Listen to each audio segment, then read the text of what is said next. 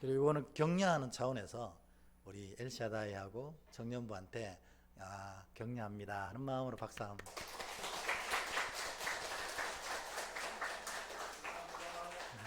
없는 시간 쪼개가지고 연습하는 게 얼마나 이쁜지요. 그래서 막 악보하고 다 보내가지고 집에서 연습해 오라고 하고 막 그러더라고요. 그래서 참 그 과정을 하나님이 받으신 줄 믿습니다. 우리 앞뒤로 한번 인사하겠습니다. 예수 부활하셨습니다. 인사하겠습니다. 시작. 예수 부활하셨습니다. 아멘. 네. 이 영광스러운 부활이 있었기에 우리도 부활할 수 있었던 겁니다. 여러분이 부활하신 거 믿으십니까? 네. 이 날 때문에 그렇습니다. 그래서 오늘 이 부활의 놀라운 의미를 다시 한번 새기면서 하나님의 거룩한 은혜를 함께 나누었으면 좋겠습니다.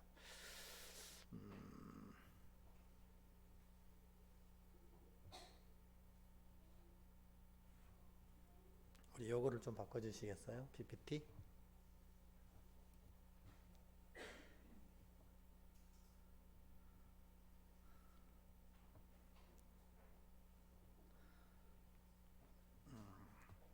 여러분, 이제 제가 몇 번을 많이 말씀을 드렸고, 저는 사실 이 이제 신학 중에 신학을 여러 가지 관점으로 이렇게 바라보는 이 길이 있거든요.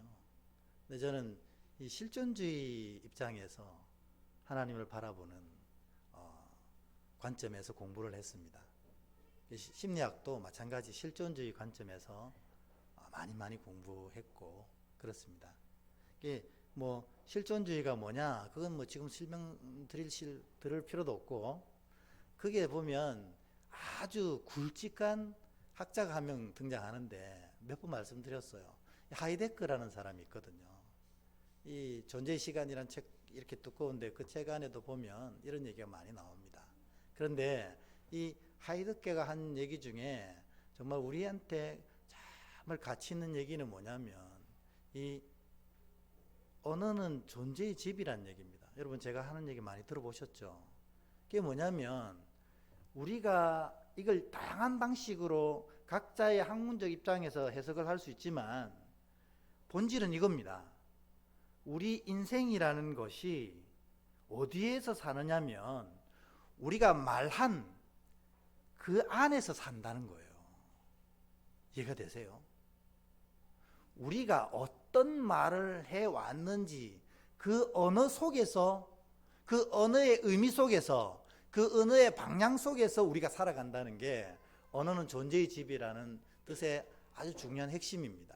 그러니까 어떤 사람이 날마다 이게 부정적인 얘기를 계속 쏟아내고 산다 하면 그 사람의 인생은 틀림없이 이 부정적인 삶 가운데 살아갈 수밖에 없는 거예요. 왜냐하면 인생의 집이라는 것은 언어로 만들어지는데 그의 언어가 늘 부정적이기 때문에 그의 인생은 부정적인 방향으로 흘러갈 수밖에 없다는 거예요. 반대로 얘기하면 삶이 어렵고 힘들어도 그의 언어가 항상 긍정적이고 행복하고 세우고 위로하고 힘주고 사랑하는 언어면 그의 인생은 삶이 어떠하든지 그렇게 아름답게 흘러가게 되어 있다는 것입니다. 그러니까 여러분, 실제로 내가 어떤 말을 늘 구사하고 살아가는지가 우리 인생을 사실은 결정하는 아주 중요한 요소라는 게 바로 언어는 존재의 집이다, 이런 얘기예요.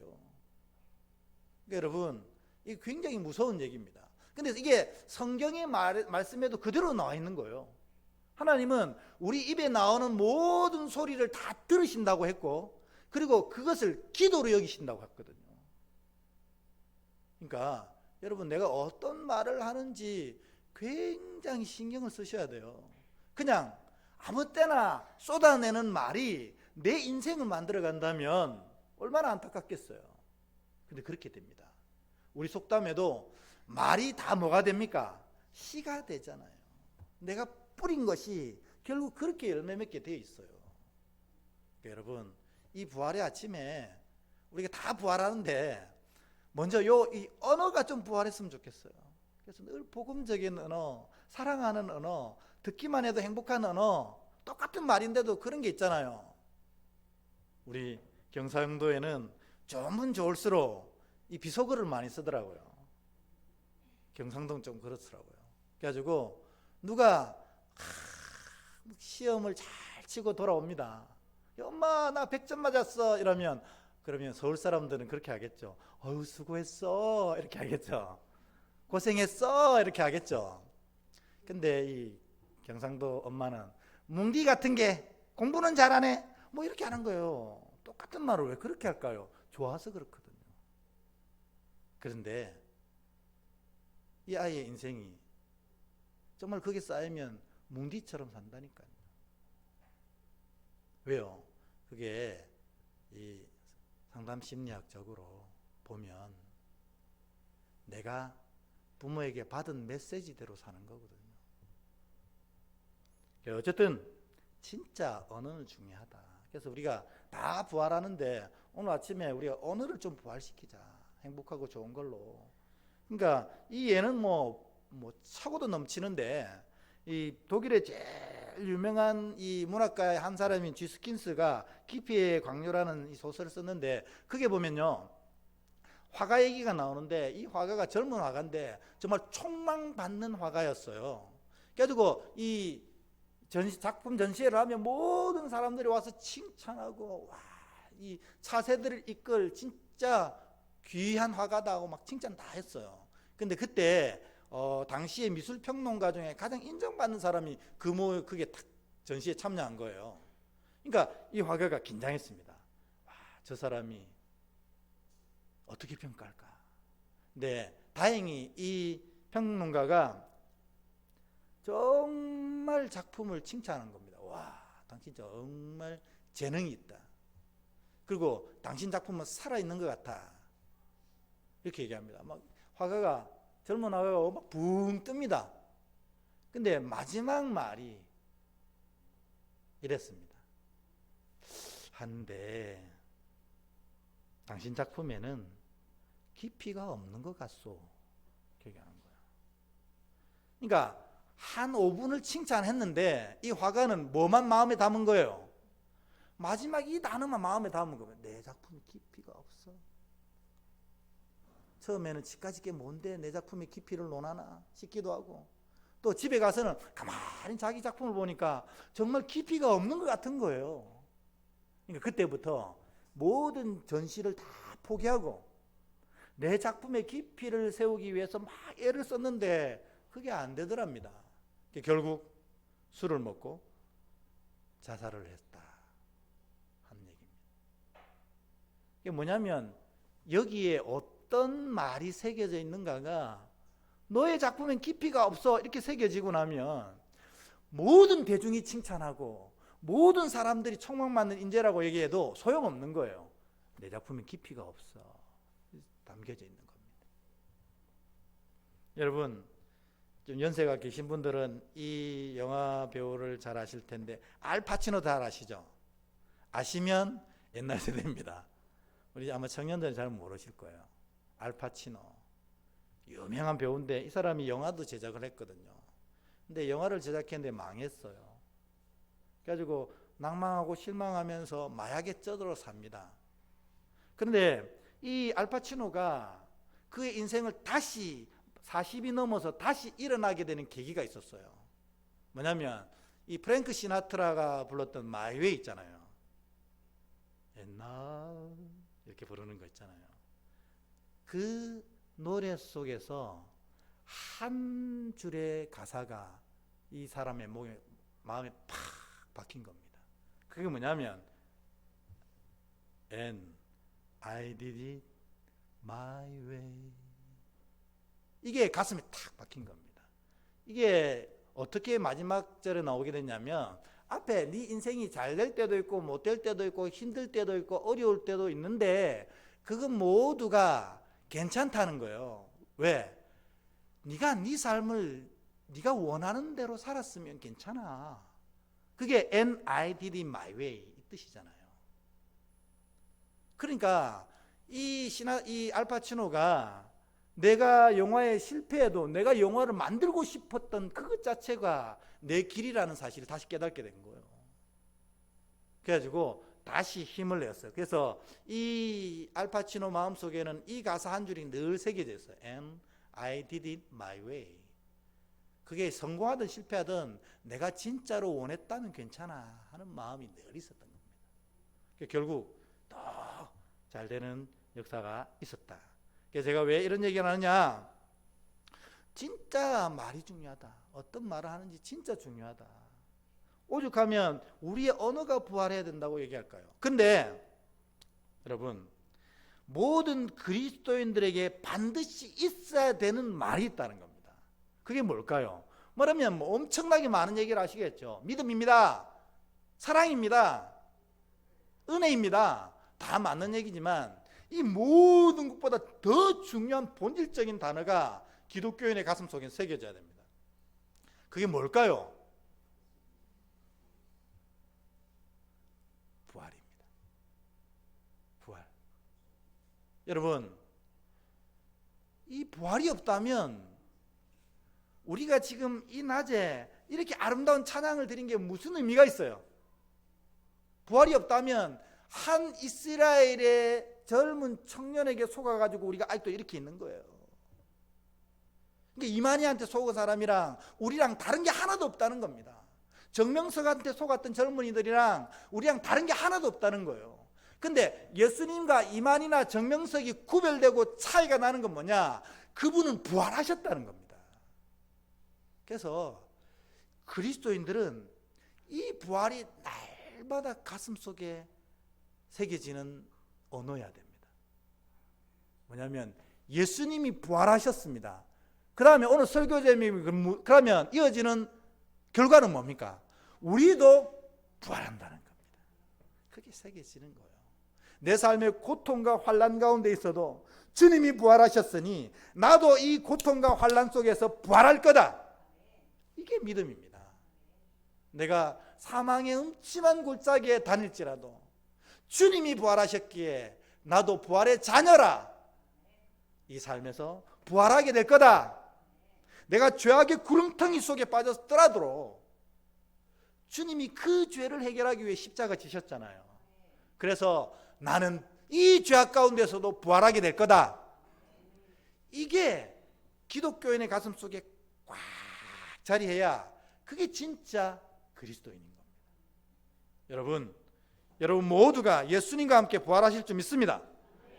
이게 탁탁 새겨지면 결코 넘어지지 않지는 않습니다. 환난 가운데 빠지지 않지는 않습니다. 삶이 고통 가운데 있지 않지는 않습니다. 그러나 부활합니다. 다른 말로 예수께서 십자가의 능력으로 다 부활시킬 줄 믿습니다. 회복시키실 것입니다. 이게 부활신앙이라는 거예요. 예수 믿는 사람들은 이 부활신앙이 근간이 되어야 된다는 겁니다. 그러려면 이 부활이 얼마나 중요한지를 여러분이 진짜 깨닫고 고백해야 되는 겁니다. 부활이 왜 중요한가? 다 말씀드린 거지만 예수님이 하나님으로 확정하신 사건, 그게 부활입니다. 이만희랑 다르고 정명석이랑 다르다는 사실을 예수님이 분명히 확정하신 게 3일 만에 부활하신 거예요. 부처도 이 마호멧도 예수님과는 질적 차이를 가지는 건 그들은 인간이라 다 죽어 없어졌지만 예수님은 부활하셨다. 예수님이 하나님이시기 때문에 인간이 이길 수 없는 죽음을 이기신 것입니다.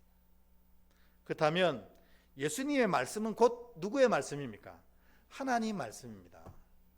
그러니까 우리가 예수님 말씀을 철저히 지켜가야 될 이유가 부활에 있는 거예요. 부활의 자녀는 진짜 예수님 말씀을 지킵니다. 예수님이 이렇게 하라면 이렇게 하고 예수님 저렇게 하라면 저렇게 합니다. 왜? 하나님의 말씀이기 때문에. 그리고 부활이 그래서 결국 우리의 부활과 구원을 확정시킨 날이 이 날인 겁니다.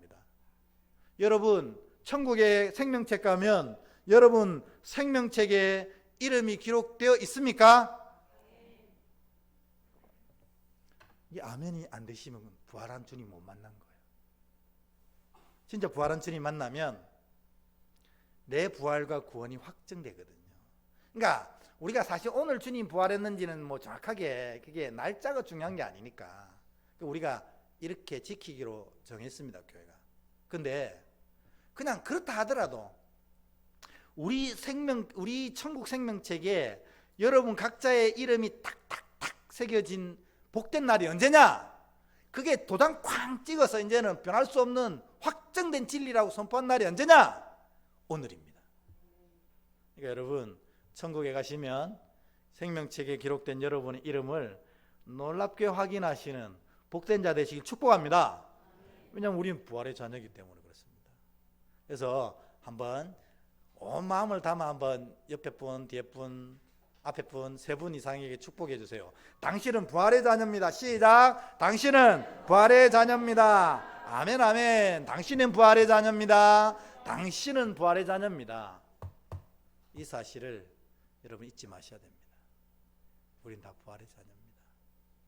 그거 하나만 기억해도 이 복된 날이 진짜 복된 날이 되는 거예요. 근데 여러분 오늘 우리 아동부에서는 요 얘기를 했거든요. 부활이 무슨 의미니? 이랬더니 아이들이 다시 사는 거요 이러더라고요. 그래 맞는데 진짜 부활은 그거 아니야. 다시 살아도 결국 어떻게 돼? 애들 똑똑하거든요. 다시 죽어요. 다시 살아났다가 다시 죽는 건 부활 아닙니다. 그거는 소생이라고 부릅니다. 소생되면 다시 죽어요. 근데 부활되면 영원한 생명 가운데 들어가게 되는 것입니다. 그래서 소생은 다시 살아나는 거지만 부활은 영원히 사는 것뿐만 아니라 완전해지는 거다. 이렇게 얘기했습니다. 우리 여러분 불완전한 투성이잖아요, 우리가. 그게 믿음의 고백 아닙니까?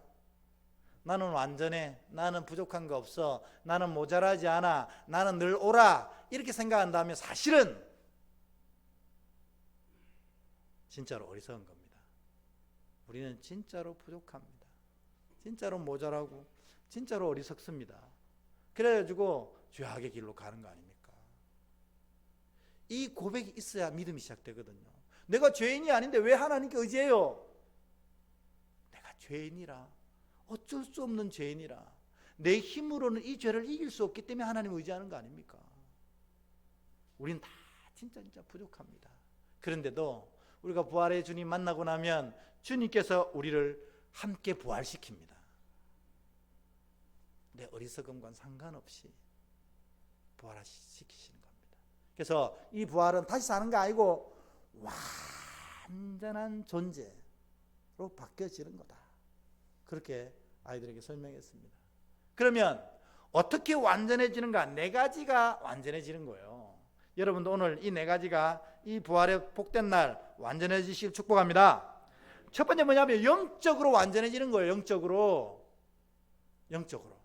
그러니까 두 가지가 있습니다.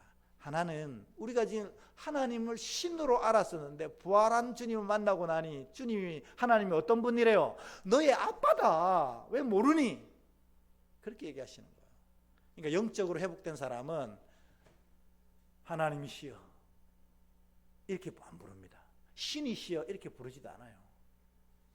영적으로 회복된 사람, 부활한 자녀들은 아빠, 아버지 이렇게 부르는 거예요. 그리고 그 아빠, 아버지와 깊은 관계성 속에 들어가게 됩니다. 그리고 두 번째 중요한 영적인 회복이 뭐냐면 부활하고 나면 다시는 죄를 지을 수 없게 됩니다. 왜냐하면 우리 영혼이 성령과 온전히 결합하기 때문에 그렇습니다. 여러분 영이 이 부활을 통해서 이렇게 되어지길 축복합니다. 두 번째로는 이걸 혼적 회복이라고 부릅니다. 혼적 회복. 또 어떤 사람들은 도덕적 회복이다 이렇게 부르는데 뭐라고 얘기하든 상관없습니다. 우리의 마음이 죄로 꽉 차가지고 정말 어리석고 이상한 짓을 하다가요, 이제는 하나님이 진짜 기뻐하시는 게 뭔지를 알게 되는 게 이 혼적 부활입니다. 혼적인 회복입니다. 그 뭐냐? 하나님 진짜 원하시는 건 뭐냐면 사랑하는 거예요. 사랑하는 거. 그거 외에는 없습니다. 하나님이 가장 기뻐하시는 것도 사랑하는 겁니다. 그러니까 부활의 주님 만난 사람들은 그때부터 사랑하게 되어 있는 거예요. 그러니까 여러분, 물론 사랑할 수 없는 사람을 만날 때도 있잖아요. 사랑하기 싫은 사람 만날 때도 있잖아요. 사랑하기엔 너무나 속상한 사람 만날 때도 있잖아요. 그러나 나는 부활했기 때문에 사랑하는 겁니다. 부활한 예수님 때문에 사랑하는 겁니다. 이게 혼적 부활입니다. 왜냐하면 이 심수봉이 노래했나요? 사랑밖에 난 몰라. 예수 믿는 사람들은, 진짜 부활한 사람들은 사랑밖에 모르기 때문에 그렇습니다.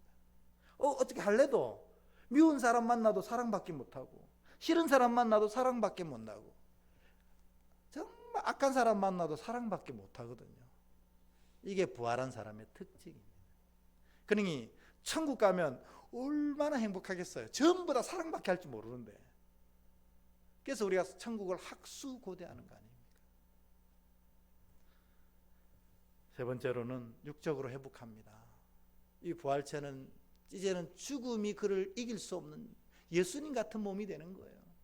사망이 이길 수도 없을 뿐만 아니라 모든 질병도 이길 수 없는 몸이 되는 겁니다.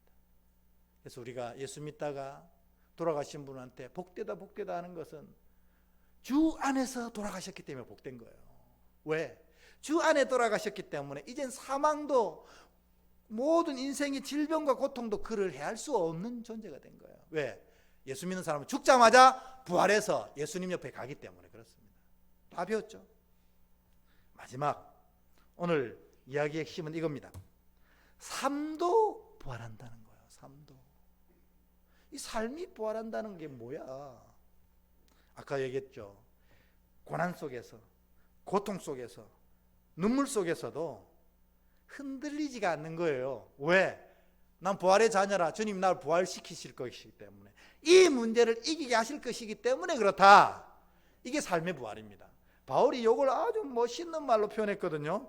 우리 빌립보서 4장 11절 12절 우리 같이 한번 읽어볼까요? 삶의 부활에 대한 내용입니다. 같이 읽습니다. 시작. 내가 궁핍함으로 말하는 것이 아니니라. 어떠한 형편에든지 나는 자족하기를 배웠노니 나는 비천에 처할 줄도 알고 풍부에 처할 줄도 알아. 모든 일 곧 배부름과 배고픔과 풍부와 궁핍에도 처할 줄 아는 일체의 비결을 배웠노라. 아멘. 바울이 삶이 힘들고 어려운 거 얼마나 많이 당했어요. 40에 하나 감한매를 맞고 죽음의 위기를 여러 번 처하고 풍랑도 만나고 실제로 죽기까지 했다고 고백하는 사람입니다. 그런데 그가 그 가운데 자기는 부활한 주님을 온전히 경험했기 때문에, 나는 부활한 주님의 자녀가 되었기 때문에 흔들리지가 않는 거예요. 그걸 바울은 뭐라고 불렀냐면 일체의 비결이라고 표현했습니다. 이게 뭐냐면 오늘 우리 신앙대로 한다면 부활 신앙이 바울에겐 꽉 찬 거예요. 그래가지고 삶의 고통과 어려움이 아무것도 아닌 거예요. 이게 바로 일체의 비결입니다. 오늘 이 부활주일날 여러분 이 일체의 비결, 이 부활 신앙이 여러분의 심령 가운데 가득 채워지는 복이 있기를 축복합니다. 그러면 다 이길 수 있어요. 이렇게 다 일체의 비결, 부활 신앙이 꽉 채워진 사람이 고백하는 말이 바로 이 말이라는 거예요. 함께 오늘 본문 말씀입니다. 같이 읽어보겠습니다. 시작. 내게 능력 주시는 자 안에서 내가 모든 것을 할 수 있느니라. 아멘. 아이고 우리가 뭔 대단한 능력이 있다고. 다 할 수 있어요. 예수 안에 있으면 가능합니다. 그런데 그것 전에도 이미 우리는 흔들리지 않아요. 왜? 일체의 비결, 부활신앙이 꽉 차 있거든요. 그러니까 어떤 일에도 모든 걸 다 할 수 있다는 믿음의 고백이 서는 겁니다. 그 고백에 주님이 놀라운 은혜로 부어주실 줄 믿습니다.